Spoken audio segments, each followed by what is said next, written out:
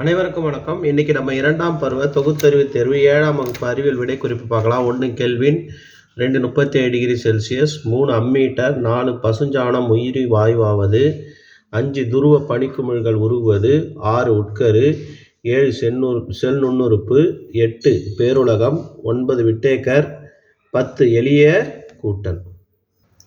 ஒரு கோடிட்டிடம் பார்த்தீங்கன்னா 1 குறைவு, 2 உணவு கெட்டுப்போதல் வேதியியல் மாற்றம், சைட்டோபிளாசம் ப்ளஸ் உட்கரு புரோட்டோபிளாசம், வெங்காயத்தின் இருசொல் பெயர் அலியம் சட்டைவம், சரியா தவறா என கூறுக.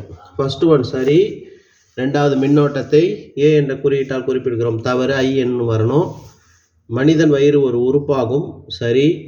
வெள்ளி நகை நிறமங்குதல் என்ற நிகழ்வு வெப்ப ஏற்பு மாற்றமாகும், அது தவறு. வெப்ப உமிழ் மாற்றமாகும். அடுத்து விலங்கு செல்லில் செல் சுவர் உள்ளது, தவறு. செல் சவ்வுன்னு வரணும். அதுக்கடுத்தது கொஸ்டின் ஆன்சர்.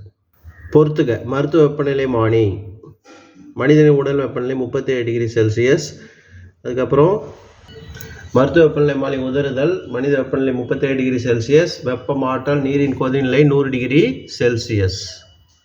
மின்னோட்டம் வரையறு, மின்னூட்டங்களின் இயக்கம் மின்னோட்டம் எனப்படும். அடுத்து நீர் குழாய், மின்னூட்டம், மின்கம்பி, தாமிரம் கடத்தி, மரக்கட்டை, அரிதி கடத்தி அல்லது காப்பான்கள். வேறுபடுத்துக. பக்க இணைப்பு மற்றும் தொடர் இணைப்பு. இதான் அதற்கான ஆன்சர். பார்த்துங்க. அடுத்து கால ஒழுங்கு மாற்றத்துக்கு 2 எடுத்துக்காட்டு தருக. பூமியின் சுழற்சி, இதய துடிப்பு. அடுத்து இயற்பியல் மற்றும் வேதியியல் மாற்றங்களை செயற்கை முறையில் பழத்தினை பழுக்க வைத்தல் எந்த வகை மாற்றம்? வேதியியல் மாற்றம். இயற்பியல் மற்றும் வேதியியல் மாற்றங்களை வேறுபடுத்துக. இதான் அதற்கான ஆன்சர். தற்காலிக மாற்றம், நிரந்தர மாற்றம், புதிய பொருள் உருவாவதில்லை, புதிய பொருள் உருவாகிறது. உட்கருவில் முக்கியமான பொருட்கள் உட்கருமனை, குரோமட்டின், வலைப்பின்னல் எல்லாம். லைசோசோம்கள் செல்லின் துப்புரவாளர்கள் என ஏன் அழைக்கப்படுகிறது? செல்லின் முதன்மையான செரிமான பகுதியாக உள்ளது. அதுக்கடுத்து செல் நமக்கு ஏன் முக்கியம்?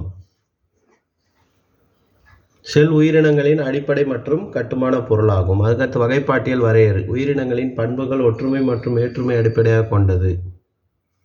மொனிராவிற்கு 2 உதாரணம், பாக்டீரியா, நீல பசும் பாசி. அடுத்து இருசொல் பெயர், மனிதன் ஹோமோசெபியன்ஸ், நெல் ஒரைசா சட்டைவா. டக்ஸ் பெயிண்ட் என்றால் என்ன? இதான் அதற்கான ஆன்சர். டக்ஸ் பெயிண்ட் என்பது குழந்தைகளுக்காக வடிவமைக்கப்பட்ட இலவச ஓவிய பயிற்சி செயலி ஆகும். அதுக்கப்புறம் மருத்துவ வெப்பநிலை மானியின் படம் வரைந்து பாகங்களை குறிக்கவும். இதுதான் அதற்கான ஆன்சர். ஒரு எளிமையான ஒரு கொஸ்டின். மின்னோட்டத்தின் வெப்ப விளைவை பற்றி விளக்குக. இதுதான் அதற்கான ஆன்சர். மின்னோட்டத்தின் வெப்ப விளைவு. 2 கொஸ்டினுக்கும் ஆன்சர் இருக்குது. இது இயற்பியல் மாற்றம், அது வேதியியல் மாற்றம். அடுத்து கரைசலில் சர்க்கரை கரைந்த நிலையில் உள்ளது, சர்க்கரை கரியாக மாறுகிறது. உணவு செரித்தல் என்பது வேதியியல் மாற்றம், காரணம் கூறுக. அதுக்கு இதான் ஆன்சர். பொறுத்துக்கு பார்த்தீங்கன்னா கடத்தும் கால்வாய் எண்டோபிளாசம் வலைப்பின்னல், தற்கொலை பை லைசோசோம், கட்டுப்பாட்டு அறை உட்கரு, ஆற்றல் மையம் மைட்டோகாண்ட்ரியா, உணவு தயாரிப்பாளர் பசுங்கணிகம்.